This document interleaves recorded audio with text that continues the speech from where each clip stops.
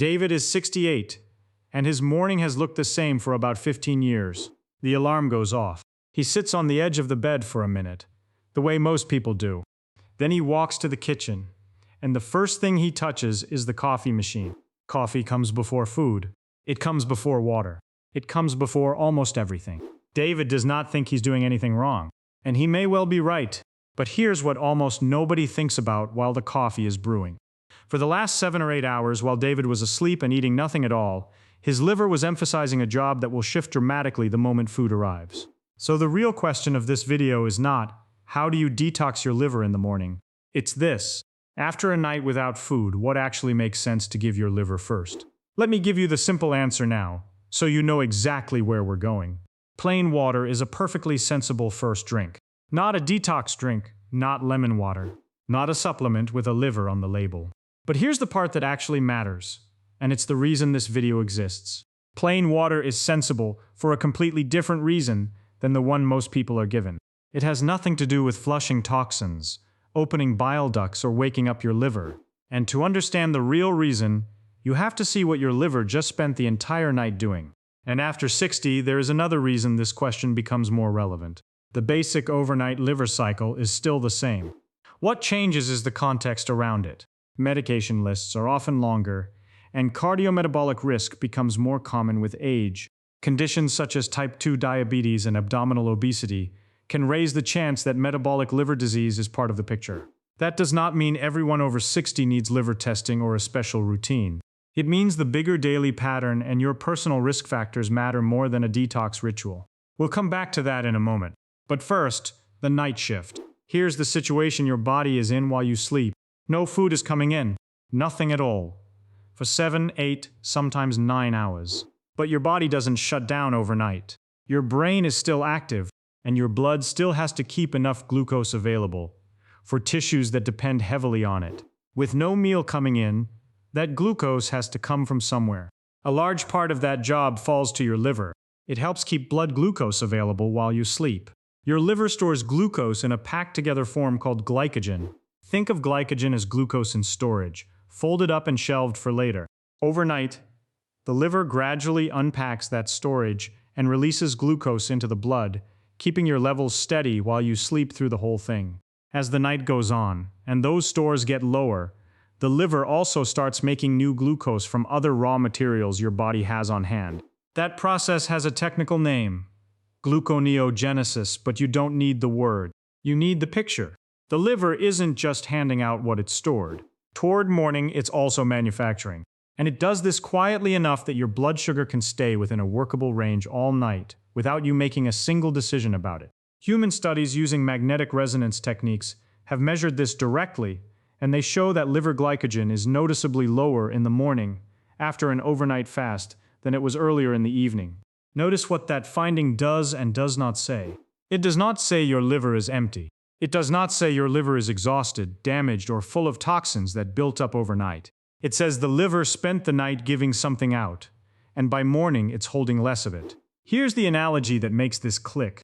Your liver in the morning is not a clogged filter waiting to be rinsed. It's more like a warehouse that stayed open all night, quietly shipping product out to the rest of the city while the store up front was closed. The warehouse isn't broken in the morning.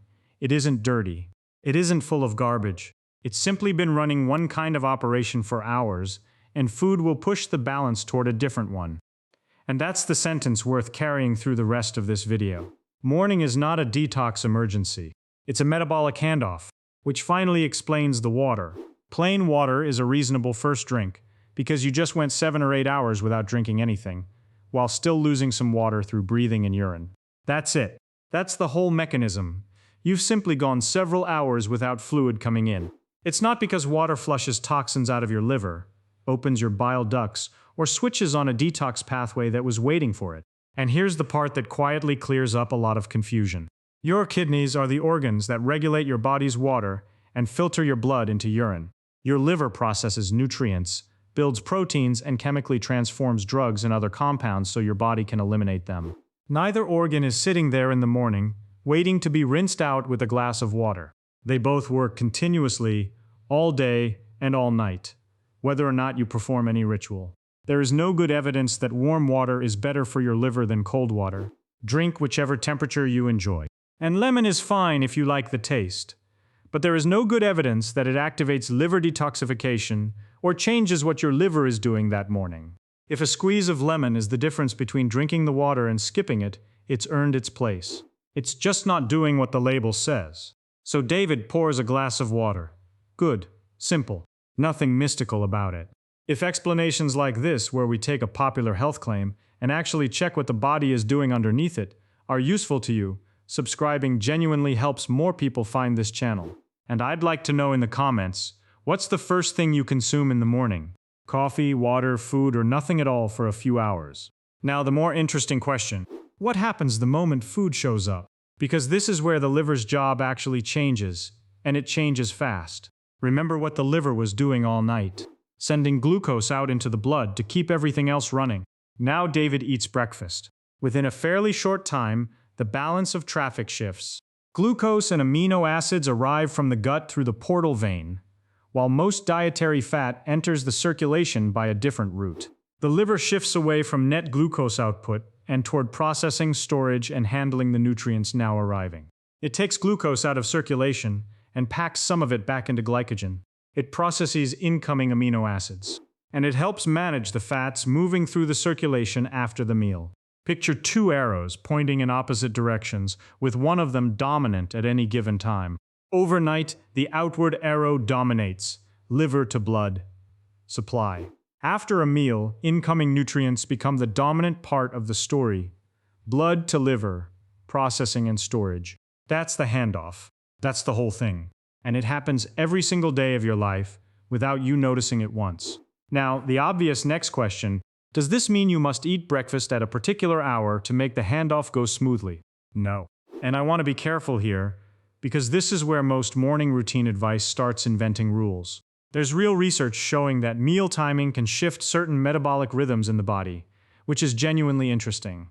But that's a long way from proving there's a single correct hour to eat breakfast for liver health, or that a person who eats at 9 is doing damage that a person who eats at 7 avoids. If you eat breakfast at 7, fine. If you're not hungry until 10, also fine. If you deliberately skip breakfast and eat later in the day, that's a legitimate pattern too, and this video isn't going to tell you your liver is suffering for it. What matters more, for our purposes, is not the clock. It's what actually arrives when you do eat, and the useful pattern is simple enough to remember without writing it down. Protein, fiber, mostly minimally processed food, eggs or yogurt, oats or a whole grain, some fruit alongside it. That's not a magic liver breakfast, and I'm not going to pretend it is.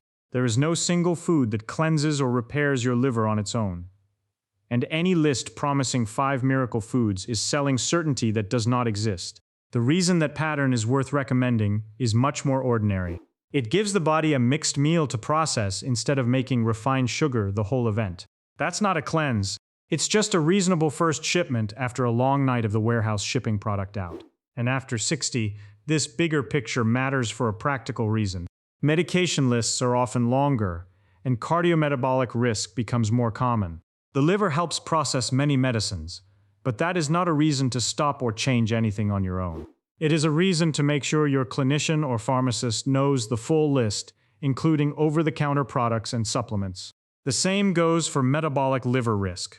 MASLD, the current name for the condition many people still call fatty liver disease, can be silent for a long time.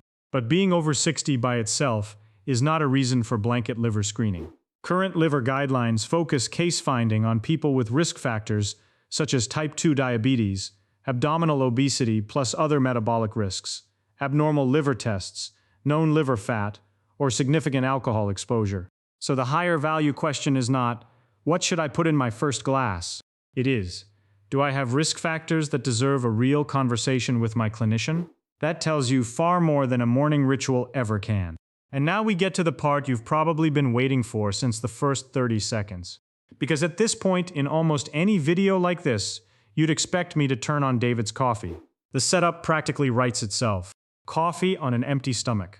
Caffeine stressing the liver. Cortisol spiking. Wait 30 minutes. Everyone repeats it. So let's actually check it. Because the truth here is genuinely more interesting than the warning. Start with what's true. Your liver does metabolize caffeine. That's real, and it's mostly handled by a specific enzyme system in liver cells. It's also true that caffeine can produce a short-term rise in cortisol, something measured in controlled human studies. But look closely at those studies, because the detail everyone skips is the important one. In regular caffeine users, that cortisol response can be smaller than it is after a period without caffeine. The body adapts. And here's the leap that popular advice makes without any evidence behind it. Caffeine is metabolized by the liver does not mean caffeine damages the liver. Your liver metabolizes an enormous number of ordinary compounds every hour of every day. That's its job description, not a warning sign. Now here's the reversal that surprises most people. Across large observational studies, regular coffee consumption has been associated with a lower risk of advanced liver fibrosis and cirrhosis. Meta-analyses of those observational studies point in the same direction. I want to be precise about what that means, because this is exactly the kind of finding that gets exaggerated online. That's observational evidence. It shows an association, not proof that coffee protects your liver, and it does not mean drinking more coffee will prevent liver disease. Coffee drinkers may differ from non-drinkers in many other ways that are hard to fully account for. But it does make one thing quite hard to argue. Coffee is not sitting in the villain's chair here. So what about the famous rule that you must wait 30 minutes after waking before you drink it? I could not find good evidence supporting that as a universal rule for liver health, and I looked specifically for it. There are perfectly real personal reasons someone might delay or limit coffee. Acid reflux, certain medications where timing genuinely matters, poor sleep, anxiety, individual caffeine sensitivity. Those are good individual reasons. They are not a liver rule that applies to everyone who drinks coffee in the morning. And here's the line I'd actually want David to remember. The biggest liver mistake in your coffee probably isn't when you drink it. It's what that coffee is quietly replacing. Because if coffee is the only thing in the morning, the rest of the day is mostly ultra-processed food, and alcohol is frequent, the timing of that first cup is not remotely the main liver issue. And that brings us to the most important perspective shift in this entire video. Picture two blocks side by side. The first one is 10 minutes long. That's your morning ritual. The water, the coffee, the lemon, the order you do things in. The second one is 24 hours long. Now notice something uncomfortable. Almost all the internet's attention goes to the first block. Water temperature, lemon order, exact caffeine delay, which supplement to take on an empty stomach. Meanwhile, your liver doesn't experience your morning as an isolated event that gets graded on its own. It experiences the sum of the entire day, repeated across weeks, months, and years. And when you look at what actually drives liver health in that larger block, the picture is much less glamorous. Major liver guidelines for MASLD put the emphasis on overall dietary pattern, physical activity, weight, and metabolic health, and managing individual risk factors with a clinician. Not on a morning ritual, not on any drink taken in the first 10 minutes after waking. Alcohol sits in that larger block too, and for the liver, it's one of the most direct levers there is. So does physical activity. So do medications and supplements. Some over-the-counter and herbal products can affect the liver, which is worth raising with your doctor or pharmacist rather than guessing. And never stop or change a prescribed medication on your own because of something you heard in a video, including this one. Now, none of this means your morning doesn't matter. It means your morning is a small lever attached to a very large machine. A sensible morning repeated day after day can still add up. But no morning ritual, however perfect, compensates for the other 23 hours and 50 minutes. And that's why so much morning advice feels intense and delivers so little. It optimizes the smallest block on the board while treating the largest one as background noise. There's a quieter cost to that too. It's much easier to perfect a 10-minute ritual than to take a walk after dinner, or to have an honest conversation with your clinician about metabolic risk or alcohol. The ritual feels like action. That's exactly why it can quietly substitute for the harder thing. There's one more piece to this, and it turns the whole video back on itself. David thinks his morning starts when the alarm goes off. For his liver, that's not quite right. Liver metabolism follows daily biological rhythms, coordinated with your sleep and wake cycle and with when you eat. Which means the state David's liver is in at 7 in the morning is influenced by what happened before he woke up. When he ate, how much, whether he drank alcohol, how long he actually slept. whether that sleep and meal pattern was fairly consistent or completely different from one day to the next. You may hear claims that specific detox enzymes peak at dawn, but the evidence is not strong enough to build a morning rule around that. What's better supported and more useful is the broader idea. Your liver does not experience breakfast as an isolated event. It experiences a repeating 24-hour rhythm. Sleep, overnight fast, waking, first fluid, first meal, the rest of the day, and then sleep again. The morning isn't the beginning of that cycle. It's a hinge in the middle of it, which means one of the most underrated ways to support a good morning pattern may happen the evening before, through reasonably consistent sleep and meal timing. So here's the whole thing in 4 lines. 1. Hydrate. Water. Any temperature. Lemon only if you like it. 2.